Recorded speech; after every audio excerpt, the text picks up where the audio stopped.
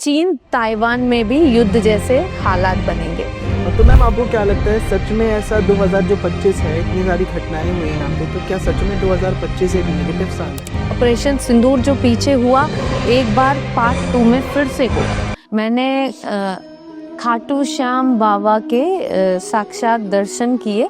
कुछ ऐसा हुआ कि मैं सुबह के टाइम बैठ के मंत्र है जो आपको चैंट करना है मंगल को स्ट्रॉन्ग करने के लिए, ओम अंग अंगारकाय नमः। मेष राशि वाले बहुत ही साहसी होते हैं।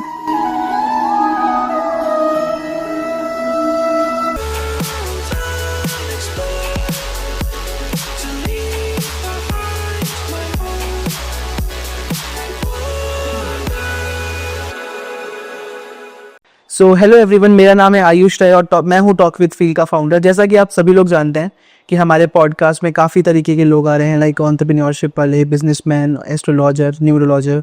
एंड आजकल लाइफ में 2025 इस तरीके से बीत रहा है जिस तरीके से हमने सोचा नहीं था। हम लोगों ने सोचा था बहुत अच्छा होगा 2025, बहुत सारी चीज़ें होंगी।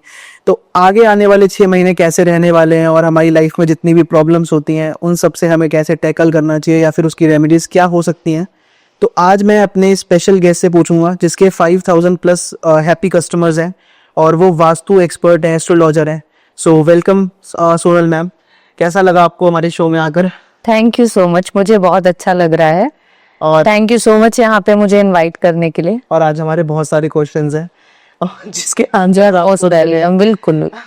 तो हम टाइम वेस्ट ना करते हुए सबसे पहले पूछेंगे मैम नेगेटिव क्वेश्चन से पहले कि लोगों का अनलकी नंबर क्या होता है आपके हिसाब से? लोग लकी पूछते हैं, मैं आपसे अनलकी पूछता हूँ कि what is the unlucky number for everyone?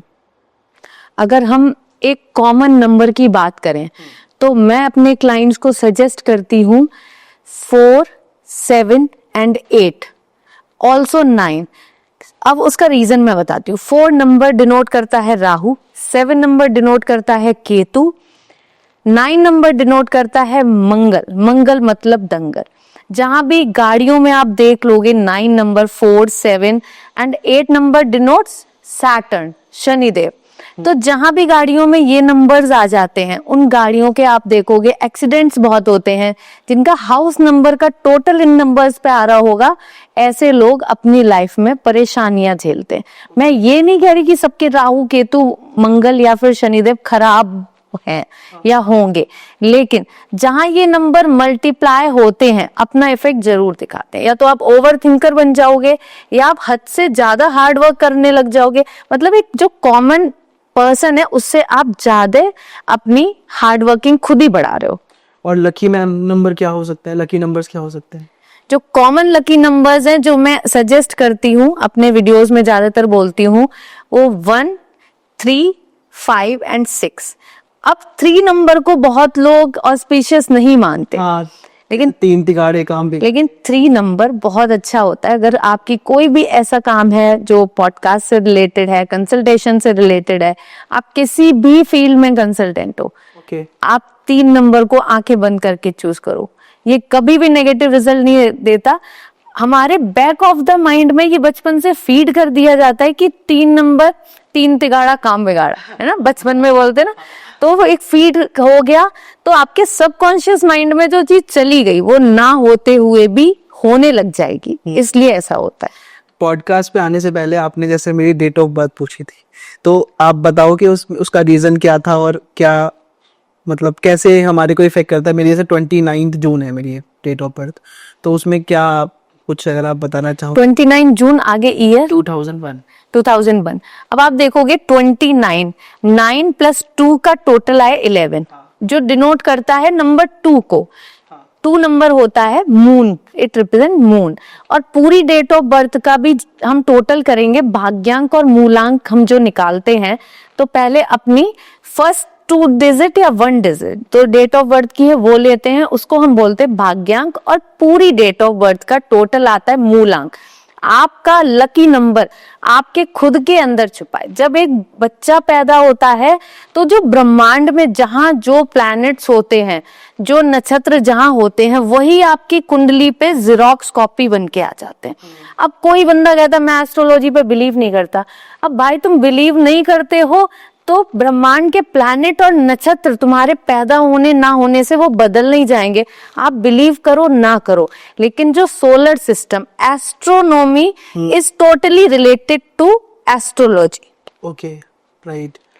तो मैम जैसे हमारे सभी लोग दर्शक देख रहे हैं, तो डेट ऑफ बर्थ से हम अपनी लकी नंबर कैसे निकाल सकते हैं? आप अपनी डेट ऑफ बर्थ बताइए मुझे। 29 जून 2001। 29 को अगर हम ऐड करते हैं तो 11 नंबर आता है, 1 + 1 2, ये हो गया आपका भाग्यांक। और पूरी डेट ऑफ बर्थ को जब आप ऐड करोगे जो नंबर आएगा वो हो गया मूलांक। आपके दोनों ही 2 आ रहे हैं, means you are very sensitive, you are very emotional. आप किसी को अपनी तरफ से लाइफ में कभी धोखा नहीं दे सकते। आप दूसरों के दुख में भी अगर आप फोन पे भी सुन लोगे तो आपके आंसू आ जाएंगे, ऐसा है। अब मैं आपको इसके अपने मूड को स्ट्रॉन्ग करने की बहुत अच्छी रेमेडी बताती हूँ। आपको शिव मंदिर जाना है, शिवलिंग को अपनी हथेलियों से टच करना है, फिंगर से टच नहीं करना, हथेलियों से टच करके बोलना है ओम चंद्रशेखराय नमः। और ऐसा फील करना है कि आपके अंदर की जो नेगेटिविटी है, नेगेटिव थॉट्स हैं, वो सारे शिवलिंग एब्जॉर्व कर रहे हैं। ऐसा 11 बार करना है, ओम चंद्रशेखराय नमः 11 बार बोलना है, तब तक उनको टच करे रहना है। उसके बाद उनके ऊपर आपने कच्चा दूध अर्पित किया। कच्चा दूध कभी भी तांबे के लोटे से अर्पित नहीं करना, स्टील या चांदी। उसके बाद आपने वहां जल अर्पित किया और आप घर आ गए। आप देखोगे जब every Monday you have to do this remedy again and again, तो आप खुद देखोगे आपके अंदर जो पॉजिटिव ऑरा आएगा, जो चंद्रमा बैलेंस हो गया आपको स्ट्रॉन्गनेस देगा। अभी वो चंद्रमा एक होता है अमावस्या का, एक होता है पूर्णिमा का, वो आपको इफेक्ट दे रहा है अमावस्या वाला। आपको अपने चंद्रमा को स्ट्रॉन्ग करके वो चंद्रमा बनाना है जो पूर्णिमा की रात को हर कोई पूछता है। ठीक है मैम, इसी से मेरा एक रिलेटेड क्वेश्चन था कि आजकल लोग अलग अलग भगवान जी की पूजा कर, आजकल तो क्या पहले से ही कोई शिव जी को मान रहा है, कोई कृष्ण जी को मान रहा है, कोई राम जी को मान रहा है, किसी के घर गणेश जी की मूर्ति है। तो जैसे मैं अपना ही बताता हूँ, जैसे आपने बताया शिव जी की आराधना करना और उनके कुछ मंत्र का उच्चारण करना, तो जैसे अभी मैं कृष्ण जी को बहुत मानता हूँ, मतलब बहुत ज्यादा ही मानता हूँ, ठीक है। और ज्यादातर उनके बारे में मैं सोचता हूँ जब भी परेशान होता हूँ। तो जैसे आपने बोला शिव जी, तो मैं किसको मानूं फिर? आपको क्या लगता है क्या सही होना चाहिए फिर? चंद्रमा को बैलेंस करने के लिए शिव जी को पूजा जाता है। और आपको अगर पता करना है आपके इष्ट देव कौन है, तो मैं यहाँ पे मार्क करके दे दूंगी। आपको अपनी कुंडली का 5th हाउस देखना है, वहां पे क्या नंबर लिखा हुआ है। जो नंबर लिखा है कुंडली में वही आपके इष्ट देव हैं। जैसे कि मैम आजकल आप और भी देख रहे होंगे कि आजकल काफी तरह की न्यूज़ेस आ रही हैं, तो आपको क्या लगता है कि एक सही इंसान चुनना कितना मुश्किल हो गया है आज के ज़माने में? किसी से मतलब कैसे शादी करें, या इतनी सारी न्यूज़ेस आप सुन ही रहे हो, तो कैसे किसी को चूज करें? शादी के लिए हम सिर्फ एक आत्मा नहीं चुनते, हम अपना जीवन साथी चुनते हैं जो हमारे लिए पूरे लाइफ टाइम साथ रहता है। आजकल क्या हो रहा है, लोगों में पेशेंस खत्म होता जा रहा है, वो बहुत जल्दी अपने पार्टनर्स को स्विच कर रहे हैं, क्योंकि हमारे जो रिलेशन है उसमें जो सुनने की क्षमता है वो कम होती जा रही है। आपने कभी हमारे शास्त्रों में सुना कि एक जो घर की स्त्री है वो कभी किसी भी अपने हस्बैंड से डिसरिस्पेक्ट से बात की? लेकिन आजकल जब हमारी बेटियां शादी होके जाती हैं तो माँ फोन करना शुरू कर देती, बेटी क्या हुआ, अरे तेरे से आज ये कह दिया, चल बेटा घर आ जा। तो ये चीज जब रिलेशन में आ जाती है ना, तो वो डाइवोर्स की तरफ आपको बहुत जल्दी ले जाती है। अगर मैं ये नहीं कह रही कि सारी बातें लड़कियों को ही सुननी है, लड़के भी कभी अच्छे मूड में हैं तो आप भी उनको सुना लो, उनसे भी सुन लो, लेकिन जब लाइफ पार्टनर चूज करना है तो आप इतना सोच के चूज करो कि क्या सामने वाले में इतना पेशेंस है कि वो आपका गुस्सा, साथ, रोना, आपकी खुशियां सब कुछ झेल सके। तो मैम आपको क्या लगता है सच में ऐसा 2025 है, इतनी सारी घटनाएं हुई हैं यहाँ पे, तो क्या सच में 2025 एक नेगेटिव साल है?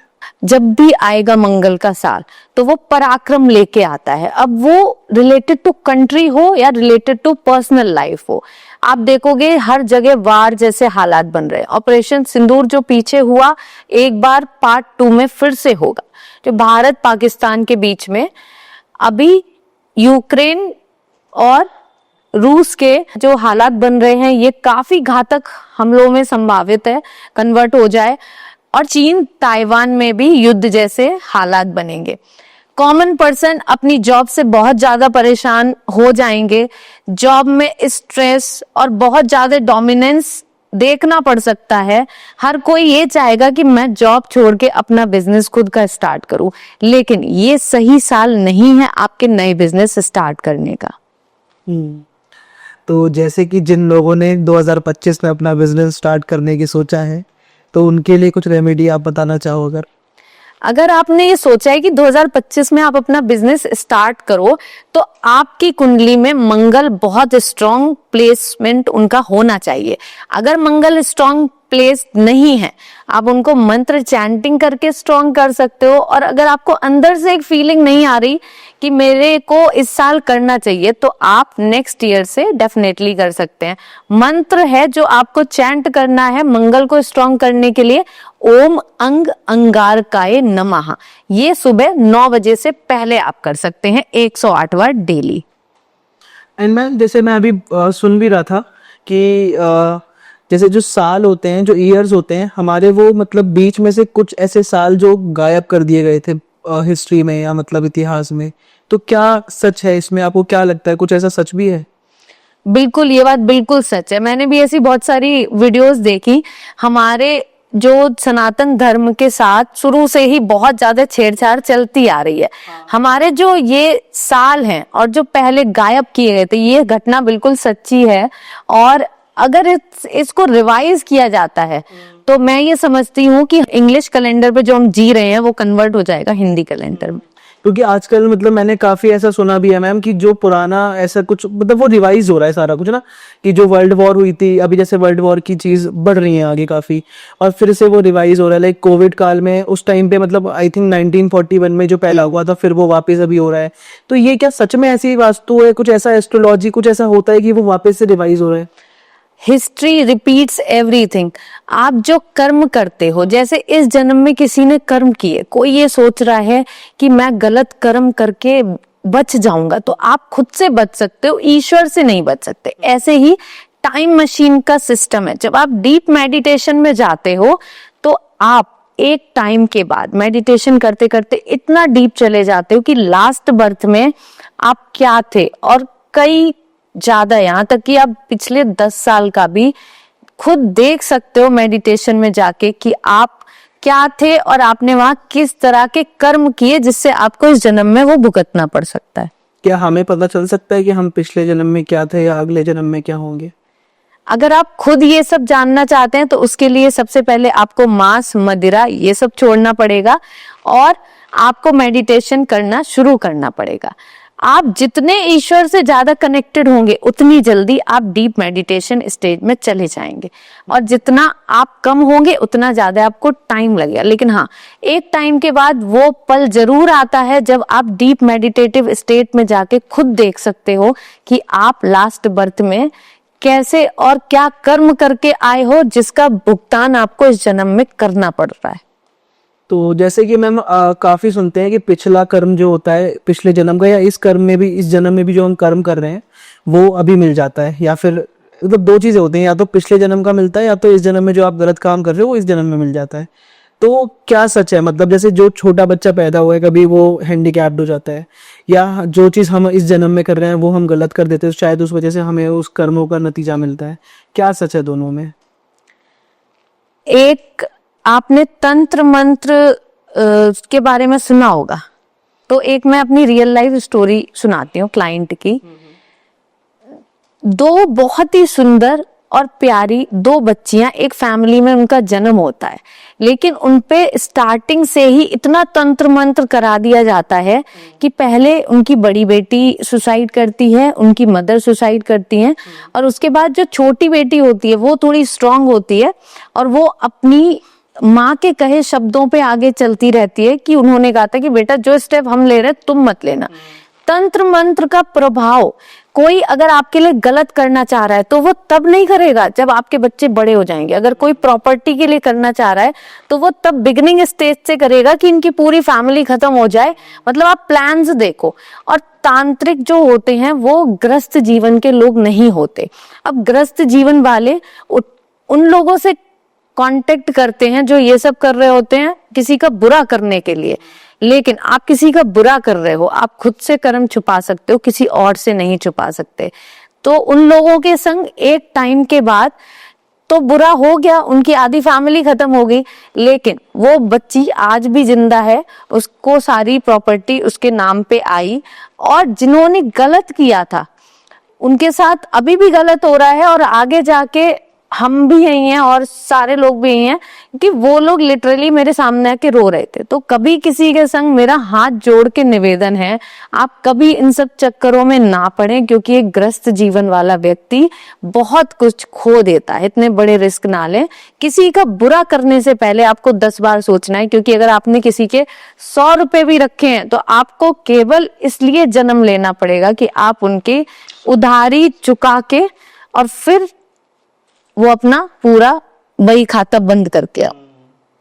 मैम, जो आपने बात करी तंत्र और ये सब, क्या इस मतलब काला जादू नाम की भी कोई चीज होती है? तंत्र और ये सब जो लोग सीखते हैं, ऐसा भी कुछ होता है रियल में? क्योंकि जैसे मैंने सुना है काफी हावड़ा के पुल पे, कोलकाता में काफी ऐसी जगहें हैं जहाँ पे मतलब बहुत सारे काले जादू और ये सब होते हैं। ये सच में सच होता है? आप ऐसे समझो कि ये सब एनर्जीज है, आपकी बॉडी नहीं है, लेकिन एक एनर्जी तो है। आपने किसी भी एनर्जी को पकड़ लिया और उससे आप गलत काम कराए जा रहे हो, फिर वो एनर्जी हैबिचुअल हो गई गलत काम करने के, तो उसको आपको पूरी लाइफ टाइम काम देने पड़ेंगे। ये सब जो न्यूज आप सुनते हो ये सब रियल है, लेकिन इन सब में जो ग्रस्त जीवन वाले लोग हैं इन्हें नहीं पढ़ना चाहिए। अगर आपको तांत्रिक और ये सब तंत्र विद्याएं जो भी सीखते हैं, उनको सबसे पहले तो अपना घर बार छोड़ना पड़ता है और शमशान पे जाके वहां अघोरियों के साथ या तंत्र विद्या सीखने के लिए वहां पे रहना पड़ता है।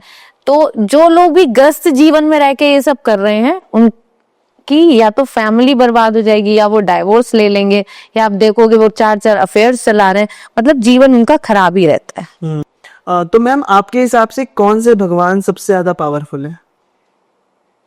मेरे हिसाब से जो शिव जी हैं वो हमें सिखाते हैं घर गृहस्थी का त्याग, मुंड माला पहन के केवल तपस्या में लगे रहना, अपने सर पे जटाएं, जटाओं के साथ गंगा मैया और चंद्र देवता, गले में कंठ में विष और इतने भारी नाग वासुकी, और साथ में इतनी मुंडमाला और इतने सारे भूत प्रेतों की टोली। राइट। तो शिव जी सिखाते हैं त्याग, समर्पण। कितना भी बोझ हमारे सर पे हो, लेकिन आपको पेशेंस रख के, शांत रह के अपने तपस्या में, मतलब अपने कर्म में लगे रहना। हाँ, प्रेम ज्यादा तो पार्वती जी की तरफ से हुआ ना, इतनी सारी चीजें देख कर भी पार्वती जी। अब आप ये देखो कि शिव जी थे एक भूत प्रेतों में रहने वाले, हाँ, और पार्वती जी थी राजकुमारी। लेकिन पार्वती जी ने इतनी तपस्या करके उनको 2 जन्म में दोबारा से दूसरे जन्म में भी प्राप्त किया। आज के टाइम में कोई 10 दिन नहीं अपने पार्टनर को झेल पाता है, और हम तुलना करते हैं देवी देवताओं से खुद की, तो हम नहीं कर सकते। देवी देवताओं को समझना हमारे परे है, क्योंकि उनमें इतनी शक्तियां थी। आप ये समझो कि एक राजकुमारी अपना घर बार सब कुछ छोड़ के एक मुंडमाला पहनने वाले व्यक्ति के पीछे क्यों जाएंगे? विष्णु जी हमें सिखाते हैं कि कैसे खुद को समर्पित करके लक्ष्मी जी को, जो चंचला देवी होते हुए भी उनके पांव दबाती रहती हैं, कैसे अपने घर में उनका परमानेंट वास रखना है। ब्रह्मा जी पूरी सृष्टि को चलाते हैं। अगर मैं बात करूं पावरफुल कौन है, ब्रह्मा विष्णु महेश, तीनों के अपने गुण हैं, और तीनों से आपको एक अलग चीज सीखने को मिलती है। और जैसे कि आपने बताया कि शिव जी की अपनी अलग महिमा है और विष्णु जी की अपनी अलग महिमा है। तो जैसे कि हम दिवाली होती है या कुछ भी ऐसा होता है तो हम गणेश जी को मतलब लाते हैं, लक्ष्मी जी को लाते हैं, तो हम लक्ष्मी जी को प्रभावित कैसे कर सकते हैं? लक्ष्मी जी को अगर आपको प्रभावित करना है तो सबसे पहले अपने घर में सुख शांति लानी पड़ेगी। लक्ष्मी जी एक बार बैठी थी शिव जी के संग और पार्वती जी के संग। तो शिव जी ने कहा कि लक्ष्मी जी आप तो चंचला देवी हैं, हर व्यक्ति आपको चंचला कहता है, लेकिन फिर भी आप कोई कितनी भी पूजा करे क्या आप किसी के पास रुक सकती हैं? तो लक्ष्मी जी ने एक बहुत सरल सा आंसर दिया, मैं हर किसी के घर में रुक सकती हूँ, लेकिन जब मैं घरों में जाती हूँ तो मैं लग्जरी कार, लग्जरी घर या फिर उसका बंगला नहीं देखती। मैं ये देखती हूँ अगर मैंने घर में पहला कदम रखा, वहां सुख शांति कितनी है। इतने बड़े बड़े घरों में मैंने पहला कदम रखा और वहां कलेश हो रहा है तो मैं बाहर से ही वापस चली आती हूँ। तो एक दिन जरूर आता है जो घर में दिन भर जिनके घर में चिक चिक चलती रहती है उनका डाउनफॉल जरूर होता है। तो अपने घर में शांति बहुत जरूरी है। जैसे मैम हम लोग देखते हैं कि जैसे अगर कृष्णा जी को प्रभावित करना है या फिर उनके लिए कुछ करना है तो पहले राधा रानी, जैसे प्रेमानंद महाराज जी बोलते हैं अगर मेरे को कृष्ण जी को मनाना है तो मैं राधा लाडली जी को मैं बहुत करता हूँ। तो अगर हमें लक्ष्मी जी के लिए सेवा करनी है या लक्ष्मी जी को प्रभावित करना है तो हम किसकी ज्यादा सेवा करें, या फिर लक्ष्मी जी की करें कि गणेश जी की करें या विष्णु जी की करें? तो आपके हिसाब से क्या लगता है कि हम उनको कैसे पा सकते हैं? आपको अपने घर में जो विष्णु जी की पिक्चर है पैर दबाते हुए लक्ष्मी जी की, वो अपने घर में मंदिर में लगानी है और आपको विष्णु जी की पूजा करनी है। जब आप विष्णु जी को खुश कर लोगे तो लक्ष्मी जी आपके यहाँ आएंगी और टिक के रहेंगी। चंचला देवी कितनी भी हो, लेकिन उनके पति को आप इतना मन से पूजोगे तो वो कहीं नहीं जाएंगी। जैसे अभी प्रेमानंद महाराज जी की बात हुई, तो क्या प्रेमानंद जी सच में भगवान का अवतार है कि उनकी किडनियां फेल हैं, मतलब डायलिसिस होता है, तो क्या सच में वो भगवान के अवतार है? प्रेमानंद जी को 18 साल पहले डॉक्टर्स ने, साइंस ने ये डिनाई कर दिया कि अब ये जिएंगे, उनकी दोनों किडनी खराब है। उन्होंने साइंस को डिफाई किया, राधा नाम का जप शुरू किया और आज भी वो जीवित हैं। उन्होंने साइंस को भी फेल कर दिया। आपका बिलीफ सिस्टम कितना स्ट्रांग है, आपको खुद पे, ईश्वर पे कितना भरोसा है। पूरा ब्रह्मांड आपके खुद के अंदर है, लेकिन हम पूरे ब्रह्मांड में ढूंढते घूमते हैं खुद का खुशियां, लेकिन हम कभी अपने अंदर नहीं सोचते कि मेरे अंदर वो क्या चीज, एक वो क्या चार्म है जो अंदर ही है, और हम कभी समझ नहीं पाते। प्रेमानंद जी महाराज इसका लाइव एग्जाम्पल है, वो साक्षात भगवान का। राइट। इससे एक इम्पॉर्टेंट क्वेश्चन मैम ये भी है कि हम कहीं भी जाते हैं या किसी के घर में जाते हैं या अपने घर पे भी रहते हैं इनफैक्ट, तो हम हमारे घर में कुछ नेगेटिव शक्तियाँ या कुछ नेगेटिव पावर्स हैं या नहीं, वो हम कैसे पता कर सकते हैं? आप किसी के घर में भी एंटर हुए, आपको एक पॉजिटिविटी फील होगी। अगर आप अपने घर में भी एंटर हो रहे हो और पॉजिटिविटी फील नहीं हो रही है, तो एक तो सबसे पहले आपको अगर शक है कि किसी ने मेरे ऊपर ब्लैक मैजिक या तंत्र मंत्र करा रखा है, कोई नहीं चाहता मैं सक्सेसफुल हूं, तो आप हमेशा एक रुद्राक्ष जरूर धारण करो जो आपको हर किसी नेगेटिविटी से बचाता है। दूसरा, आप एक चुटकी हल्दी डाल के स्नान करो, जो कि कोई कितना भी तंत्र मंत्र करे बैठा हो आपके ऊपर, सारा असर खत्म कर देगी, क्योंकि हल्दी से भूत प्रेत ये सब दूर भागते हैं। तीसरा, आप काल भैरव जी के मंत्र का जाप कर सकते हैं। ओम काल भैरवाय नमः, इनका 11 बार जाप कर सकते हैं। जाप नहीं हो रहा, ये सब आप नहीं कर पा रहे, आप एक रुद्राक्ष धारण करो, आप हल्दी एक चुटकी डाल के स्नान करना शुरू करो, और पीली सरसों अपने घर में किसी भी एक दिन पूरे घर में डाल दी और उसको 2 घंटे के बाद उसकी सफाई कर दी, और उसको घर के बाहर कहीं भी आपको डाल देना है ना, डस्टबिन में भी हम डाल सकते हैं पर घर के अंदर नहीं। तो सारी नेगेटिविटी आपकी बाहर चली जाएगी, कितना भी तंत्र मंत्र हो, कितनी भी नेगेटिविटी हो, सब कुछ हट जाएगी। जैसे मैं आपके बारे में काफी रिसर्च कर रहा था, तो आपके 5000 प्लस हैप्पी कस्टमर्स हैं, है ना? तो कोई ऐसी स्टोरी मैम जो देखकर आप भी चौंक गए हो कि यार ये क्या अलग था, ऐसा कुछ? एक मैं गाजियाबाद की स्टोरी सुनाती हूँ। एक कपल थे जिनका शादी के 8 साल हो गए थे, लेकिन कोई इशू नहीं हो रहा था। वो मेरे पास आए, काफी चिंतित लग रहे थे। उन्होंने कहा कि मैम क्या हमें बच्चे का सुख प्राप्त नहीं होगा? तो मैंने उन दोनों की कुंडली देखी, मंगल के प्रभाव काफी स्ट्रॉन्ग दिख रहे थे। मैंने उनको बोला कि अगर आप जीवन में चाहते हैं संतान सुख तो हनुमान जी के बस पैर पकड़ लीजिए। मैंने कुछ उनको मंत्र जाप बताए, कुछ ऐसी रेमेडी बताई जो सुबह मंत्र चैंटिंग, जो बीज मंत्र होते हैं वो बहुत असरदार काम करते हैं। लेकिन उन दोनों लोगों ने बहुत ही डेडिकेशन से करे और आज उनका 6 महीने का पुत्र है। वाह, मतलब ये लोग सोचते हैं कि ये सब मतलब ह्यूमर्स हैं और ये सब बातें बोलने के लिए हैं, बट लाइव एग्जांपल है मैम, आपने खुद देखा है। आप कितनी भी खराब अपनी कुंडली लेके जन्म लिया हो आपने, लेकिन आप अपनी कुंडली को बदलने की भी शक्ति आप रखते हो, आपका दिमाग रखता है। अगर आप हर टाइम गिव अप नहीं करोगे, हर टाइम पॉजिटिव रहोगे। अब ये बोलना तो बहुत आसान लगता है, लेकिन जो डिप्रेशन एंजाइटी झेल रहा होता है वो बहुत ही मुश्किल समय से गुजर रहा होता है। तो आपको जब भी डिप्रेशन हो, एंजाइटी हो, आप लाइट म्यूजिक सुनो, कोई भी मंत्र चैंट कर सकते हो और अपनी दिनचर्या का एक आपको पार्ट बनाना है पूजा। अगर आप ईश्वर को ही नहीं पूजोगे तो आपके जीवन में नेगेटिव थॉट्स और जाते आएंगे। अगर इनको कम करना है, मंत्र जाप, पॉजिटिव रहना, म्यूजिक सुनना, ये छोटी छोटी रेमेडीज ऐसी होती हैं जो हमारा जीवन बदल के रख देती हैं। अच्छा मैम, तो हमें कैसे पता चलेगा कि हमारा जिस टाइम पे भी हम सरवाइव कर रहे हैं वो सही चल रहा है कि खराब चल रहा है?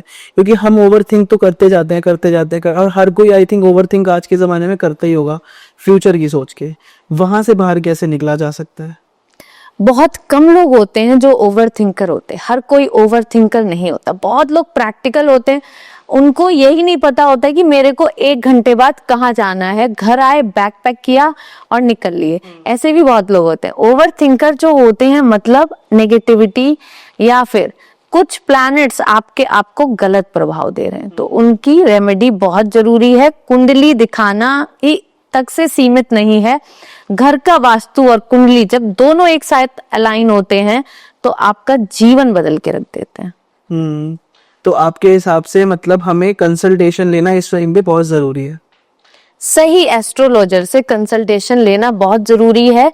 आजकल बाढ़ आई हुई है एस्ट्रोलॉजर्स की, लेकिन हम केवल ज्ञान प्राप्त ना करके केवल अगर इस होड़ में घुस जाएं कि हमें पैसा कमाना है। आप देखो एस्ट्रोलॉजर्स को ना बिंदी है, ना सिंदूर है, ना हाथ में चूड़ी है। हम अपने धर्म को ही नहीं मान रहे। हम खुद 10 बजे सो के उठ रहे हैं और फिर हम कह रहे हैं कि हम मॉडर्न एस्ट्रोलॉजर्स हैं। ऐसे नहीं होता। आप खुद मॉडर्न हो, आपने एक पैम्परिंग किड को जन्म दे रखा है, उनको बड़ा कर रहे हो, फोन टीवी दिखा के बड़ा कर रहे हो, खुद आप एस्ट्रोलॉजी करते हो, मतलब आप खुद गलत राह पे हो। तो मैम अब ना थोड़ा सा पॉडकास्ट में हम फेयर लाएंगे। मैं आपसे कुछ रैपिड फायर क्वेश्चंस पूछूंगा, मतलब कुछ राशियों के नाम लूंगा, तो आपको उनकी राशियों के बारे में बताना है कि वो क्या है ना, उनके बारे में कुछ आपको बताना है। तो मैम सबसे पहली राशि जो है मेष, मेष के बारे में क्या कहना चाहोगे आप? मेष राशि वाले बहुत ही साहसी होते हैं। सबसे पहले अगर आपको अपना लाइफ पार्टनर चूज करना है तो ये लोग सबसे पहले जज करते हैं कि आप में कॉन्फिडेंस कितना है, आप अपने आत्मसम्मान पे कितना काम कर रहे हो। अगर आप डिसीजन नहीं ले पाते, डगमगा जाते हो, तो ये लोग आप में कोई इंटरेस्ट नहीं रखेंगे। इन लोगों का लकी कलर होता है रेड, जो कि इनका कॉन्फिडेंस और ज्यादा एनहांस कर देता है। वृषभ राशि, वृषभ राशि वाले चेक करते हैं आपके अंदर स्थिरता कैसी है। अगर आपका कोई भी लाइफ पार्टनर या फ्रेंड है वृषभ राशि का, तो अगर आप स्थिर नहीं हो, अभी आपने कोई और डिसीजन लिया और नेक्स्ट ही पल बदल दिया, तो वो आप में इंटरेस्ट कम दिखाने लगेगा। तो जो अगर आपका कोई भी दोस्त है वृषभ राशि का, आपको स्थिर रहना अपनी एक चीज पे बहुत जरूरी है। इन लोगों का लकी कलर होता है ग्रीन। ओके, तो कर्क राशि वालों को क्या बोलना चाहेंगे आप? कर्क राशि बहुत ही इंटरेस्टिंग राशि है और मेरी वन ऑफ द फेवरेट है। ये लोग बहुत ही इमोशनल और टची होते हैं। ये लोग जल्दी किसी को अपनी तरफ से धोखा नहीं देते, जब तक कोई इनके, कहते हैं ना शेर के मुंह में हाथ डालना कोई इनको ना छेड़े तब तक कोई ये किसी को परेशान नहीं करते। आप इनकी भावनाओं का, इनके इमोशंस का अगर बिना बात मजाक बना रहे हो तो ये आपको छोड़ेंगे भी नहीं। इनका लकी कलर है व्हाइट। सिंह राशि वालों के लिए क्या बोलना चाहोगे? सिंह राशि वाले हमेशा ऐसे फ्रेंड और लाइफ पार्टनर चाहते हैं जो इनकी जो लीडरशिप क्वालिटी है उसको और इनहेंस करे, इनकी करियर में, इनकी लाइफ में इनको बढ़ावा दे। अगर आप खुद ऐसा सोचे हो कि ये डोमिनेंस नेचर वाले होते हैं तो नहीं, ये बस इतना चाहते हैं कि ये जो कर रहे हैं इन्हें उसमें सपोर्ट मिले। इनका लकी कलर है ऑरेंज। एंड कन्या राशि वालों के लिए? कन्या राशि वाले अगर बहुत सरल भाषा में कहा जाए तो बहुत प्रैक्टिकल होते हैं।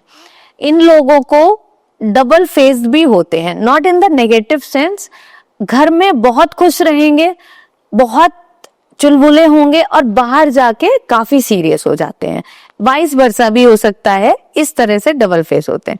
लेकिन कन्या राशि वाले अपनी दोस्ती बहुत अच्छी तरह से निभाते हैं, आप इनकी फेक बटरिंग नहीं कर सकते। कन्या राशि वालों का शुभ रंग है हरा। एंड तुला राशि जिनकी है उनके लिए क्या कहना चाहोगे आप? तुला राशि वाले लोग हमेशा जज करते हैं सेंस ऑफ बैलेंसिंग आपके अंदर कितनी है। अगर आप चीजों को बैलेंस नहीं कर पा रहे, हर चीज में डगमगाए रहते हो, लाइफ में, शादी में, कोई भी डिसीजन लेना है, आप सोच रहे हो तो ये लोग आपसे दूरी बना लेंगे। इनको चाहिए बैलेंसिंग लाइफ की। तुला राशि वालों का लकी कलर है येलो। एंड वृश्चिक राशि के लिए क्या कहना चाहोगे आप? वृश्चिक राशि वाले लोग हमेशा आपकी लॉयल्टी को जज करेंगे। अगर आप इनको अपने दिल में जगह नहीं दे पा रहे तो ये आपसे दूरी बना लेंगे। इनको फेक लोग बिल्कुल पसंद नहीं होते, लेकिन जिससे ये जुड़ जाते हैं पूरे जीवन भर उनका साथ नहीं छोड़ते। वृश्चिक राशि वालों का लकी कलर है मैरून। तो मैम जैसे कि आपको पता है कि बहुत सारी राशियों के बारे में हमने बात करी, अब आ जाते हैं कुछ नाम के ऊपर, है ना, कि वो नाम वाले लोग कैसे होते हैं वो आप बताना मेरे को थोड़ा सा। ए नाम के लोग कैसे होते हैं? ए नाम के लोग बहुत ही लकी, बहुत ही good looking, smart decision maker होते हैं। ए लेटर आप देखोगे ऐसे बनता है, मतलब इनके जो पैर होते हैं वो ग्राउंडेड होते हैं, इनमें एटीट्यूड आपको कम मिलेगा, बहुत ही अच्छे स्वभाव के होते हैं, फ्रेंडशिप निभाने में बहुत अच्छे होते हैं, लाइफ में सक्सेसफुल भी बहुत होते हैं, लेकिन थोड़ा सा एटीट्यूड रखते हैं ये लोग। एंड मैम एन नाम के लोग कैसे होते हैं? एन नाम के लोगों को समझना थोड़ा सा मुश्किल होता है, लेकिन दिल के बहुत अच्छे होते हैं। एन लेटर से ही आप डिनोट करोगे, घुमा फिरा सा लेटर है। लाइफ में इनके अप डाउन्स लगे रहते हैं, लेकिन ये कभी गिव अप नहीं करते, कभी हार नहीं मानते। एक टारगेट सेट करते हैं, लगे रहते हैं, लाइफ में सक्सेसफुल होके ही मानते हैं। तो मैम आजकल एस नाम के लोग बहुत होते हैं, जैसे आपका नाम भी सोनल है, एस से शुरू होता है, तो आप बताना चाहो एस नाम के लोगों के लिए कुछ? एस नाम के लोग बहुत ही भाग्यशाली होते हैं। अपने गोल्स को पूरा करना इनका ड्रीम होता है। बहुत कॉन्फिडेंट मिलेंगे, जहां जाएंगे इनको अटेंशन चाहिए। एस नाम के लोगों को जब भी आप नोट करोगे, कहीं भी खड़े होंगे तो 4 लोग इनके आसपास जरूर खड़े होंगे। बहुत कॉन्फिडेंट होते हैं, बहुत हार्ड वर्किंग होते हैं। आखिरी मैं एक और चीज पूछूंगा आपसे, लास्ट जो हमारे इस पॉडकास्ट के इम्पोर्टेंट रहेगी क्वेश्चंस। तो जैसे वृंदावन में अभी काफी विवाद चल रहा है कॉरिडोर को लेकर, और काफी चीजें बीच में भी ऐसा हुआ था कि प्रेमानंद महाराज जी जब आते थे तो उसके लिए भी काफी लोगों ने विवाद कर दिया था। तो आजकल सभी लोग वृंदावन में बहुत ज्यादा जाते जा रहे हैं, है ना। मैंने आपकी इनफैक्ट एक रील भी देखी थी जिसमें आपने खाटू श्याम जी के बारे में वर्णन दिया था जी। तो आजकल लोग इतना ज्यादा सनातन की तरफ बढ़ रहे हैं, मतलब वृंदावन जा रहे हैं, घूमने जा रहे हैं, तो क्यों इतना जल्दी इतना ज्यादा हो रहा है आजकल? ये पहले लोग नहीं थे इतना ज्यादा। केवल वही लोग पूजा पाठ सनातन की तरफ बढ़ रहे हैं जिन्होंने खुद को जान लिया, ईश्वर को समझने की राह पे हैं। जो लोग मॉडर्न लाइफ में जी रहे हैं, जिनको इन सब में बिलीव नहीं है, उन लोगों के सामने भी कठिनाइयां नहीं आई हैं। इसलिए जो लोग इस राह पे हैं वो अपनी लाइफ में स्ट्रगल कर चुके हैं, चाहे वो स्ट्रगल रिलेटेड टू फैमिली हो, जॉब हो, बिजनेस में मेहनत हो, कुछ भी हो, लेकिन जिसने ईश्वर को पा लिया उसने अपनी राहें आसान कर ली आगे बढ़ने की, उसने अपने कर्मा को काट लिया। अच्छा, अच्छे लोग मैम आपके हिसाब से कैसे होते हैं, जो जा रहे हैं वहां पे या फिर जो घर बैठ के पूजा कर रहे हैं? आप कहीं भी तीर्थ स्थल पे जा रहे हो, जाना तो शुभ ही है, लेकिन वहां जाके आप 4 लोगों को उल्टा सीधा बोल रहे हो, धक्का मार रहे हो, मैं आगे बढ़ जाऊं, ये ना बढ़ जाए, ये सब अगर आप वहां करके आ रहे हो तो आपका जाना बेकार है। तो आप घर पे ही पूजा कर लो बैठ के, इससे अच्छा है। ऐसी कोई मैम वृंदावन या खाटू श्याम बाबा जो मंदिर है उससे कोई जुड़ी घटना जो आपको बहुत ज्यादा याद हो या आपने कभी सुनी हो? तो मेरी ही घटना है, रियल लाइफ स्टोरी। मैंने खाटू श्याम बाबा के साक्षात दर्शन किए। कुछ ऐसा हुआ कि मैं सुबह के टाइम बैठ के पूजा कर रही थी और अचानक से एक दर्पण लगा हुआ है मेरे पूजा स्थल में, उसमें मुझे जो खाटू श्याम बाबा की प्रतिमा जो खाटू में रखी हुई है, ऐसा लगा कि उस पे झलक रही है। मैंने ऐसा समझा कि ये मेरी आंखों का वहम है, मैंने ध्यान नहीं दिया। लेकिन मैं पूजा से उठी तो मैंने अपने घर के सदस्यों को बोला कि आप ये देखो कि ये मेरा वहम है कि सच में है। उन लोगों को भी दिखी, लेकिन मुझे जितनी साफ दिख रही थी वो कोई इतनी साफ नहीं देख पाया। मैंने वीडियो बनाने की भी कोशिश की पर वीडियो में नहीं आ रही थी। तो ये एक अलग तरह की, मैं बहुत सौभाग्यशाली समझती हूँ खुद को कि श्याम बाबा ने अपनी कृपा दिखाई और मुझे साक्षात दर्शन दिए। और वो कम से कम 8 से 9 घंटे प्रतिमा उस पे बनी रही और उसको बिना पोंछे, बिना टच किए अपने आप गायब हो गई। अच्छा, ये रियल लाइफ स्टोरी है। ये बहुत लकी हो मैम आप। बहुत ज्यादा श्याम बाबा को, अगर श्याम बाबा ही नहीं, कोई भी ईश्वर, अगर आप उनको मन से, किसी भी एक ईश्वर को आप पकड़ो, मन से मानने लोगो, वो जरूर आपको एक दिन दर्शन देंगे। उनका हृदय कठोर नहीं है, लेकिन हम अपनी राहें चुन नहीं पाते। एक दिन पूजा करते हैं, अगले दिन छोड़ देते हैं। भगवान आपके लिए आधे रास्ते आए हैं, वो वापस लौट जाएंगे, वो कहेंगे इसने तो मेरी पूजा ही छोड़ दी। तो मैम आखिर में मैं आपसे यही पूछना चाहूंगा कि हमारे जितने भी दर्शक यहाँ तक इस पॉडकास्ट को सुनकर आ गए हैं, तो अगर वो कहीं अपनी लाइफ में स्ट्रगल कर रहे हो या कोई भी इंसान कहीं भी फेस कर रहा हो कोई प्रॉब्लम, तो उससे बाहर कैसे निकले और लाइफ में कैसे ग्रोथ हो जाए? लाइफ में अगर आप अपनी ग्रोथ चाहते हैं, आगे बढ़ना चाहते हैं, सबसे पहले अपना रूटीन आपको संभालना होगा। लाइफ में सक्सेस होने का पाथ कठिन नहीं है, लेकिन सुबह जल्दी उठना। सुबह आपको 5:30 से 6 के बीच में उठ जाना है, बिस्तर छोड़ देना है। उसके बाद हाथ जोड़ के प्रार्थना करनी है ब्रह्मांड से कि आपने मुझे जो कुछ भी दिया, मैं तहे दिल से उसका शुक्रगुजार हूं। आप मेरे ऊपर अपनी कृपा ऐसे ही बनाए रहें। उसके बाद अपनी जो डेली रूटीन है वो स्टार्ट करना है। योगा, एक्सरसाइज, आप जो भी कुछ करते हो, पूजा करनी है, मंत्र जाप, आपके जो प्लैनेट नेगेटिव इफेक्ट आपको दे रहे हैं उनका, या फिर आप जिनको भी ईश्वर को मानते हैं उनका, आपको 108 बार एक माला, आप किसी की भी करो, जरूर करनी है। उसके बाद अपनी दिनचर्या शुरू करनी है और आपको शाम को 11 बजे तक हर हाल में सो जाना है। वैसे तो ये स्टैंडर्ड टाइम 9:30 से 10 का होता है, लेकिन आजकल की जनरेशन के लिए मैंने थोड़ा सा आगे बढ़ा दिया। अगर आप इतना भी कर लेते हो तो आप 10 से 15 दिन में आप अपने अंदर ही चेंज देख लेना। लेकिन मैम जिनकी शिफ्ट ही नाइट वाली है, जैसे मेरा काम ही रात में 3-4 बजे तक होता है, फिर सुबह 9-10 बज जाते हैं, तो वो लोग क्या करें बेचारे? आप सुबह जल्दी उठो। आपकी कितने बजे की शिफ्ट है? मतलब ऐसा कोई शिफ्ट नहीं, जॉब तो नहीं कर रहा, बट हाँ मेरे को 3-4 बज जाते हैं सोने में। मतलब काम होता है रात में, शांति होती है तो अच्छा लगता है काम करने में। आप सुबह 4 अगर आपको बज जाते हैं, उस टाइम आप बात लो, थोड़ा सा मेडिटेशन करो, थोड़ी सी पूजा करो, और फिर आप चाहो तो थोड़ी देर के बाद ब्रेकफास्ट करके फिर आप सो। आप फिर कितनी भी देर सो के उठो, आपने अपना डे स्टार्ट कर दिया with a very positive vibe. ठीक है, तो thank you so much ma'am. अभी तक मुझे बात करके सिर्फ इतना ही पता चला कि लाइफ में जितनी भी ऊंचाई आए, नीचाई आए, प्रॉब्लम्स आए, कुछ भी आए, सॉल्यूशन होता है उसका, और आखिर में अच्छे लोग जरूर जीत जाते हैं।